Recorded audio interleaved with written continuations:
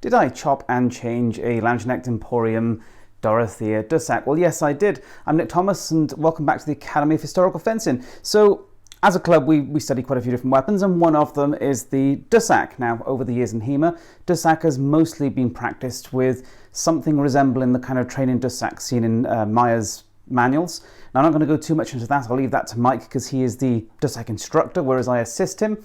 But anyway, this leads us on to, over time, people in the HEMA world have wanted steel Dussacks, and they've started to appear. Now, there's still a huge rarity. Again, I'll leave that to Mike, but the Dorothea is one of the very few actual sparring steel HEMA Dussacks on the market.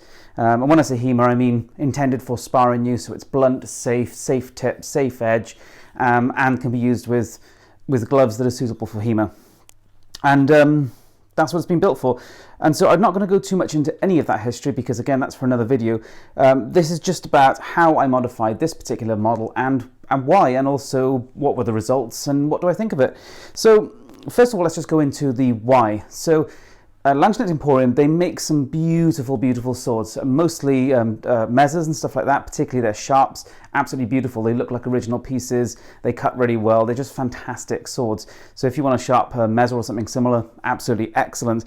And the Dorothea is their first entry into the Dussack world. Now, this is based on some of the examples seen in the Norwegian collections, which are quite unique in style in terms of, now this is the one I've already modified, I've actually now get the unmodified version, so it's quite a unique style of Dussack, but nonetheless it is a historical one, and they were made in very large quantities as a bog standard basic infantry sword, and well, potentially in cavalry as well, but mainly as a sidearm for the infantry. And that is great, it's great to see, but when we first got these are both Mike's swords. The first thing I thought was, one, it doesn't handle the way that I'd like it to. And when I say that, I don't mean my personal preference. So I've helped a lot of companies develop their product lines, sort of standardized products over the years, particularly things like Black Fencer. And when I give them advice, I don't give them advice based on what I would like out of a sword. I give it based on a representative set of examples of originals. That's what I want out of a production sword. If you get a custom, sure, go wild, get anything you want. But when it's a production sword trying to represent a kind of a typical example, I wanted to represent a kind of average or typical example of the historical swords. So when I talk about what I want out of this sword, I don't talk about at all what I want. It's what is representative of the type and is usable in training.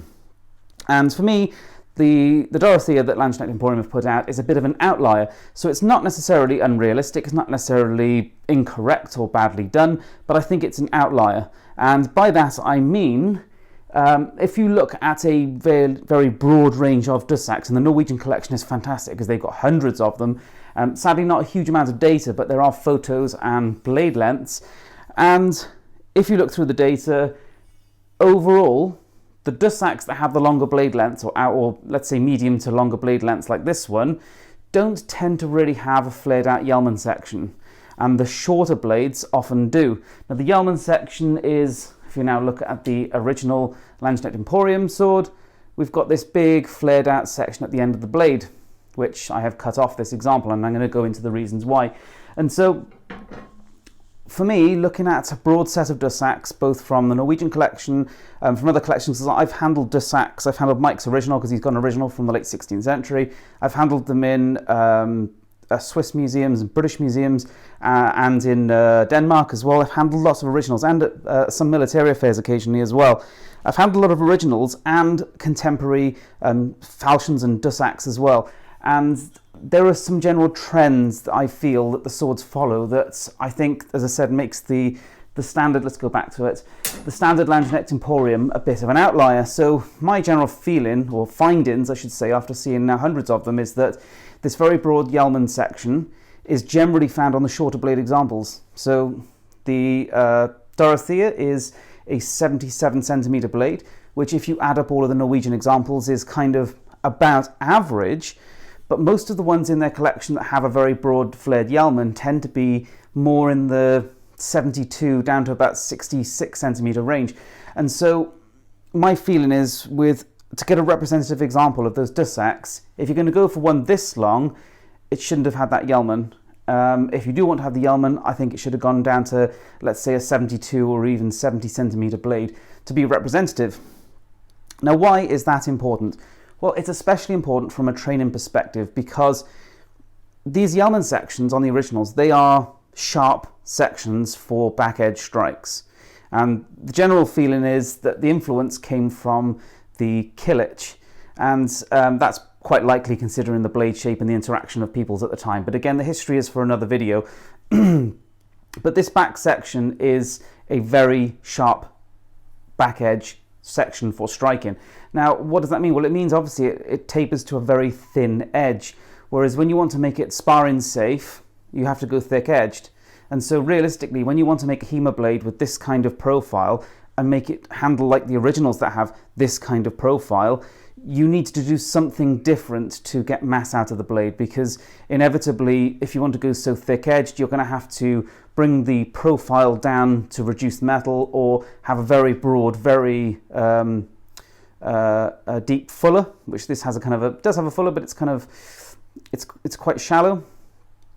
And so for me, to represent these swords, it's very hard to represent a sword with the yeoman in a safe, sort of blunt-edged HEMA sword. And to do so, as I said, it does need a few changes that take it a little bit away from the original example. And I think that's unfortunately the reality of it, because you can't go down to a 0.8mm edge or something, which a lot of originals would have. And that's where something like the caliper like this, so I often use a caliper in my videos to show depth, but I tend to use the one that just shows the overall depth. Whereas if you have this little one that's like a claw, you can actually go in and get the depth on every single part of it, wherever it's fullered or not, for example. So this can tell us an awful lot. So for me, this yeoman section is hugely important. I'm going to talk a lot about that in this video. And the other part is the gloves that we can fit in the hilt. Now, I know some people that are using them in the HEMA community have said, I use them with such and such glove and don't have a problem. That argument I've seen so often in the HEMA world, we've seen it countless times, is we've never had a problem, so I don't see an issue. That is so often leads to broken fingers. And if we look at this hilt, it's quite protective compared to, say, a stirrup hilt saber. Yes, it has a big shell, big thumb ring, whatever, but the huge vulnerability is the pinky and these fingers here. And to be honest, this is where we find that with saber type weapons, and this after all is an early type of saber, this is the area that you take the most horrific and nastiest of injuries. And it's happened even on bowl hilt sabers. And bowl hilt sabers obviously have a lot more hand protection than this. This is kind of I would say a medium level of protection, whereas a bowl hilt is a bit more again. And those are a huge, huge vulnerability. So yes, the protection on top, back of the hand, thumb is generally very, very good. But there are openings, and specifically there is this opening here that is a massive, massive weakness. And this area here has exactly the same level of protection as a stirrup hilt saber. And this blade hits extremely hard. It hits like basically like a cavalry saber for most eras of saber, if you like. So those are the two issues I have with this sword. The gloves that you can fit in it, the yeoman. So let's look a little bit more about that yeoman. And let me take this. Now, this is a British 1796 light cavalry saber. Now, obviously, this is a couple of hundred years after those dussacks, but it comes from the same origin. The overall, the kind of inspiration for these swords was predominantly the Killich and other sort of Eastern Central European sabers that were coming in around that time. Generally widely to believe, often based on the Killich as well. And the unique characteristics of those Killich type blades is a flared foible. And the 1796 has that flared foible. It doesn't kind of jut out, but it flares out evenly. But it has very much the same thing, whereby the foible is way wider than the fort and the rest of the blade. Now, that does a few things. It does obviously add mass to the blade. That is true, but at the same time, the distal taper is so extreme on these swords. So the profile taper is what you're looking at there, is the profile of the blade. And in terms of profile, it does get thicker as it goes out. But if you actually turn it here and look at the difference in thickness, is this one starts at 9mm down here at the shoulder and comes down to about 1.8 in the foible. And curiously enough, the Landsknecht Dorothea is fairly similar at the tip. It's about 2 millimeters in this tip section. But you then have to use that caliber to understand the depth across the blade. And so this light cavalry saber is about 1.8 in the center here, but then it tapers both sides down to 0.8 millimeters at the back edge and the front edge. And so you've got that thickness in the middle for strength, but it goes very thin at both the back and the front for your cut and thrust ability, and that takes a lot of mass out. So to say that this is 1.8 millimeters thick in the foible is true, but it doesn't really tell the full story, because if you like, the blade is kind of oval or lenticular in this part of the blade, so it's not flat. It's not completely flat. There is a lot of taper, and that takes a lot of steel out of it. And most, let's get this again, most of the dussacks follow a similar principle to that, is they kind of go flat in the blade, or they fuller. And curiously, here's another British saber that does the same thing. So this one does fuller all the way to the tip, or within about a centimetre of the tip. And so this is actually very similar to Mike's original Dussack that I've shown in a few videos. And so the construction of Dussacks generally is very similar to a range of British late 18th century sabres. And that's really, again, not so surprising, because the influence is basically the same, even though the time periods are a bit different. And so how that mass is handled is hugely important. And if we look at the Dorothea in the foible, let's get this reset, is we can see that at its widest point, let's go to here, at its widest point, let's not reset, it comes in at about 2.3 or 2.4 millimeters, where it's thickest, with this kind of like spine part of the section. And in the shallowest part of the fullard areas, it's about 1.3, something like that. Yeah, on the back section, and actually similar on the front. So it, like the originals, from the thickest part, it does start to thin out. But of course, then it thickens back out to get back to the edges. So whereas on the original swords, they'll just go really, really thin out to the edge, this one actually thickens back out. So whereas tapering down to, say, a 0.6 mil before you have the edge, this tapers into a, well, there it's actually 2.5 at that section. Even at the very, very thinnest point on the edge, 2.2 millimeters. And so compared to the sort of blades that have these flared yeoman section, and obviously I'm only comparing one British sword that I happen to have to hand. I'm not saying that's representative of a Dussack necessarily, although again my experience of handling the originals is that they are extremely similar in blade, whether they fuller to the tip or whether they flatten out to quite a flat profile. They're very, very similar to the British swords of that period. And I said I've handled a lot of Dussacks, and I had a lot of falchions and storters type weapons.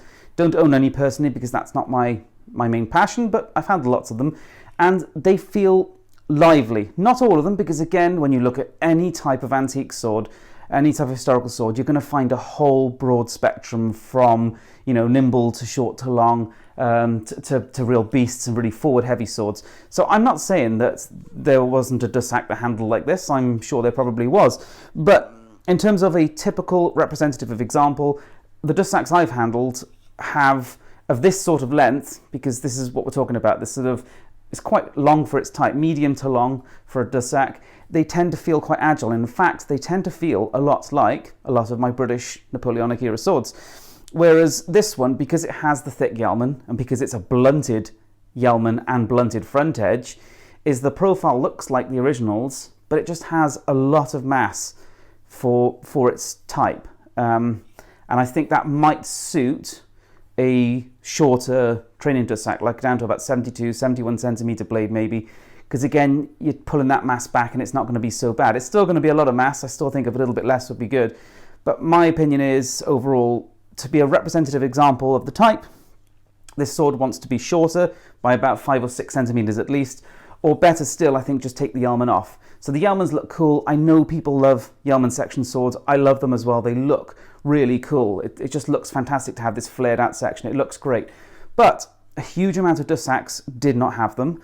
And from creating a blunt sparring version for HEMA, they present massive challenges in getting the weight down to what they were and actually keeping this profile. And personally, I think it would be better to just not have them.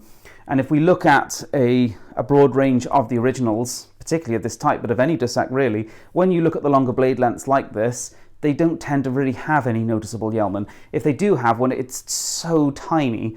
And remember, it's tapered down to a sharp edge, so that tiny little yeoman is going to be completely unnoticeable when it's only, sort of a millimetre at most extending from the back of the blade, and it's going to a sharp edge, not a 2mm roughly blunt edge. And so, as I said, for me, the Dorothea feels unwieldy. Again, not that there aren't examples like it, but it doesn't feel representative of the range of Dussacks that I have seen and handled and heard from other people that have also handled. I think it's at the clumsier end of them, and I think that does a bit of a disservice to the Dussack in a training context. And again, being a production sword, I'd like it to be kind of representative of a typical type. And then we get down to the hilt. So, as I said, when you practice with sparring, there obviously are inherent risks, and a meaty steel sword, of which this is a real beefy sword. This is quite a bit beefier than pretty much any sabre that people would use in, say, military sabre. There are some like this. I mean, there is a reason to have swords this beefy. So I helped develop the Black Fencer Light Cavalry synthetic and steel range. They handle just like this. They have this much mass in the tip. There is a place for swords like that because some swords did handle roughly like that.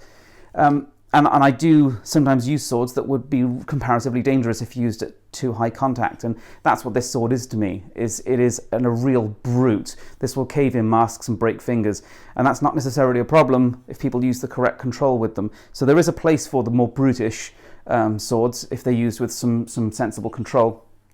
But as I said, I don't think it has the speed and agility that is representative of this type of Dussack, this length of Dussack. And then the hand protection is a huge problem. So if we look at how small it is on the hand, there's not a lot of room. So realistically, if I put on something like this is a sport fencing glove, so I only use this for small sword and maybe rapier sometimes. So if I put on this, which has a tiny pad on the back of the hand, but nothing anywhere else, no finger protection whatsoever, it mostly fills. I mean, it actually does touch the edge of the knuckle bow right there. So I have a medium-sized hand, this is a medium-sized glove, and I'm already touching the knuckle bow. I'm not far from the shell there. There's not much room. So I would say the hilt is probably quite representative of a lot of originals, and a lot of original swords are pretty compact on the hand. But when it comes to a HEMA training sword, we do need better gloves if we're going to use it for any kind of intense sparring. And a bare minimum for that would be something like a Red Dragon glove. And so again, I have medium-sized hands. This is a current generation Red Dragon glove, and if I try and put it in, well, the thumb doesn't fit remotely, it won't go in, and the fingers, if you see, are not even close. I could fit 3. If I pull the pinky out, there you go, I could fit 3 fingers into that guard. There's really no way of fitting the 4th finger in at all. I probably could somehow I can't jam it in. I can just about squeeze it in, and it's all crumpled up and not usable. So you cannot fit a Red Dragon glove in this hilt. Now, if you bought the smaller size Red Dragon gloves, and I've got a pair downstairs because Esther does have some, they almost squeeze in. They still don't actually fit, and most people can't wear the small size because the small size Red Dragon glove is very, very, very small. And also, you really should put tip protectors in, particularly in the pinky and sometimes the thumb, depending on the hilt that you've got. And so realistically, we can't get a Red Dragon glove in, which is the baseline. This is the baseline glove for basically any sabre, and this is comparative protection-wise to a sabre, and hitting power to most sabres, well, the heavier end of the sabres, and so it needs more. It needs more space to get everything in. And there are a number of problems, is that the thumb is too small to fit the thumb in of any heavy glove, the shell is too compact to the hand, the knuckle bow is very, very compact. Again, that's representative of a lot of original swords. It's not suited to a protective glove. And this pommel section, it does look very pretty, and lots of the Norwegian swords in their galleries do have this shape of pommel, and it looks cool, but it does restrict the glove. And again, it's a HEMA training sword. We need it to fit HEMA gloves. So let's now get on to what I did. So I saw those issues with it. Is the Yeoman section produced a lot of mass in the tip, and that made it a bit of a clumsy sword, I would say. It does not feel remotely swift in the weight. I mean, none of these swords are a Dussack. An average Dussack is around about 1 kilo, and for its length, 1 kilo is not a light sword. It's never going to feel super nimble. That's not the aim. The aim is to make it feel roughly like the originals, and the originals do feel kind of like a cutlass. You know, if you look at most sort of 18th and 19th century naval cutlasses, and in fact in Britain this kind of sword would be called a hanger or a cutlass, it's kind of what they feel like. And that's what I wanted to replicate. I wanted to replicate all the ones that I've handled and the ones I've seen images from, the ones I've seen data on. And so I took the Yeoman off completely. Now, I'm not a blacksmith, an armor, or anything like that. I have a lot of experience of handling antique swords and data and collecting data on them. And I have some rudimentary metalworking skills. So I took this to a tabletop grinder, kept it nice and cool to not mess with the heat treatment, and I ground it down as smartly as I possibly could. It's not as smart as a swordsmith would do it, but, you know, as a training sword, as a sparring sword, you don't notice it, it just looks fine.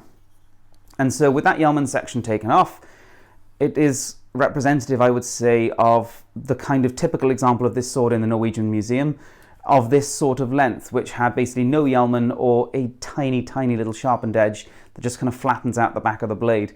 So again, this is still almost 2mm thick. So obviously if you hammered this thick 2mm section down into an edge, it would flare the blade slightly and add no mass whatsoever. So this is representative of the kind of Dussack of this length in the museums that has no Yeoman section or that tiny section that so many of them did. And I think it handles so much better for it. And when I say handles better, I don't just mean from my personal opinion, my take on what a sword should handle like. I mean from handling the range of originals and how I've always felt that kind of most Dussacks and most falchions and stuff like that do handle. Because most of them are thinner in the foible section than people realise. The same goes for, you know, a lot of mezzes and falchions is they look really, really broad. It's the same with the British Light Cavalry sabre, the 1796, is that in photos they look really broad and everybody thinks they're really savage. And the reality is that they're so thin in this foible section that, yeah, they have a fair bit of mass there, but nothing as much as people would necessarily think. I also took the like Hilt type area down, and so that was just a theory. I don't think this was the necessary, of all the mods I've made, I think this was probably the least necessary part, although having kind of very, very heavy shilts, which you see on longswords, you can often feel just so much mass just in front of the hand, and again it takes some of the agility out. And so I think by taking that down has just helped a little bit. I don't think that was as necessary as all the other mods, but it was just as an experiment. And then the hilt, I've bent the thumb ring, basically I've bent it out and around so that there's now space for a proper glove. I've bent the shell out also for the glove. I've bent the knuckle bow out, and in fact a lot of the originals are more spaced out from the pommel if you look at the Norwegian collection, so that actually is not unrealistic. And then I had to grind this section of the pommel off, which I think is a bit of a shame because that kind of tri-lobed original pommel, that is, you know, characteristic for this type of Dussack. And so I think that's a bit of a shame, but I tried to take it in a 90 degree first of all and make a bit more space, and I couldn't make it work. And so I took the whole thing off, and I think that was the only way to make it work and then allow a glove to fit in. So if I now put my Red Dragon glove on, it's still actually a snug fit in the thumb ring. This does actually have a thumb protector in, although it's not huge, but it does fit in the thumb ring, it fits within the shell, and it fits the hilt. Although you can see there's not exactly a huge amount of room. I'm still getting all the way up to that lobed section where I cut that first lobe off, so it just about fits, and that is now usable, although as I said there's not exactly a huge amount of room in that. I would say it's just about enough to represent a compact hilt, and it works. It's far from being a huge open hilt, And so it also fits a few other heavy gloves that we've got. So it fits the 5-finger sparring gloves, the Polish ones, and also fits the experimental Zoltan gloves that we're working with at the moment as well, which is still highly secretive. Well, relatively secretive. And so the mods I've done, as I said, I didn't want to take this lobe section off. It did look pretty, but I think it was angled too far up in terms of fitting in a sparring glove, and also the grip length and just the space it had just didn't really allow it to stay. And so it was necessary. It doesn't look as good now, but it does allow glove space. And you can see if I put my hand in there, it's not like I've got a huge amount of space. And again, I've got medium-sized hands. So there's a bit of room here for your glove and a bit of room here, a bit of room here, nothing massive. And again, some people who buy these swords will have large-sized hands, and so it needs a bit more room than I have. Now, let's talk about specification. The original, this one, was 1129 grams. The other one is actually a tiny bit heavier, 1140, although that's within a typical range you'd expect with handmade swords. You'll expect a bit of variety. And the balance was 10 centimeters. Now, with the mods I've done, I've taken it down to 1069 grams and 9 centimeter balance. So it's lost just over 5% of its total weight. Balance has come back 1 centimeter. So that tells you that there are some notable changes, if not massive. But weight on a sword is important. But what is actually far more important is mass distribution.